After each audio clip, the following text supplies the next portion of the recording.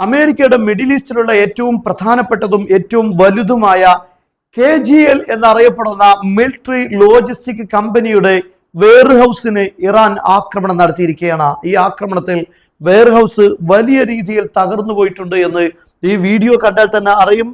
ഇറാന്റെ ഷഹദ് 136 എന്നറിയപ്പെടുന്ന ഒരു ഡ്രോണാണ് ഈ ആക്രമണത്തിൽ ഉപയോഗിച്ചത് എന്നാണ് വീഡിയോ കാണുമ്പോൾ മനസ്സിലാക്കാൻ സാധിക്കുന്നത്.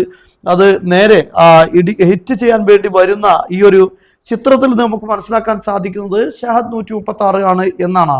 ഈ ഒരു ആക്രമണത്തിൽ അമേരിക്കയുടെ വലിയ രൂപത്തിലുള്ള മിഡിൽ ഈസ്റ്റിലുള്ള മിലിറ്ററി എക്യുപ്മെന്റ്സുകൾ, അതുപോലെ സൈനികർക്കുള്ള ഭക്ഷണ സംവിധാനങ്ങൾ ഇതെല്ലാം സപ്ലൈ ചെയ്യുന്ന ലോജിസ്റ്റിക് വെയർഹൌസ് ആണ് ഇപ്പോൾ ഇറാൻ തകർത്തിരിക്കുന്നത്. അതുപോലെ ധാരാളം ടാർഗറ്റുകൾ ഇറാൻ ആക്രമിച്ചിട്ടുണ്ട്. കഴിഞ്ഞ രാത്രി ബഹ്റൈനിലുള്ള അമേരിക്കയുടെ വെപ്പൺ സ്റ്റോറേജിൽ വലിയ രീതിയിലുള്ള ആക്രമണം ഉണ്ടായി എന്നാണ് IRGC പറയുന്നത്. അമേരിക്കയുടെ വെപ്പൺസ് വെയർഹൌസിൽ ആയുധപ്പുരകളിൽ ആക്രമണം നടത്തിയിട്ടുണ്ട്. മിഡിൽ ഈസ്റ്റിൽ ആക്രമണം നടത്താൻ വേണ്ടി അവർ ഉപയോഗിക്കുന്ന ആയുധങ്ങളുടെ മിസൈലുകളുടെ കേന്ദ്രം, അതിന്റെ വെയർഹൌസിൽ അതിശക്തമായ രൂപത്തിൽ ആക്രമണം നടത്തിയെന്നാണ് IRGC അവകാശപ്പെടുന്നത്.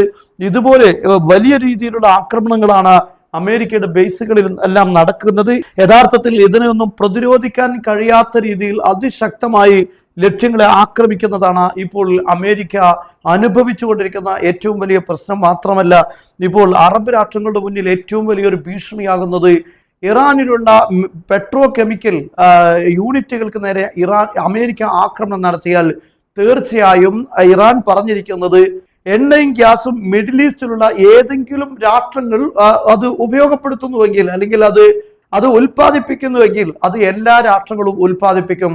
ഏതെങ്കിലും രാഷ്ട്രത്തിന് അത് തടയുകയാണെങ്കിൽ മിഡിൽ ഈസ്റ്റിൽ ഒരു രാഷ്ട്രത്തിനും എണ്ണ ഉൽപ്പാദിപ്പിക്കാൻ കഴിയില്ല എന്ന ശക്തമായൊരു വാർണിംഗ് ആണ് ഇപ്പോൾ ഇറാൻ നൽകിയിരിക്കുന്നത്. ഇറാന്റെ റവല്യൂഷണറി ഗാർഡാണ് ഇത്തരത്തിലുള്ള ഒരു മുന്നറിയിപ്പ് ഈ രാഷ്ട്രങ്ങൾക്കെല്ലാം നൽകിയിരിക്കുന്നത്.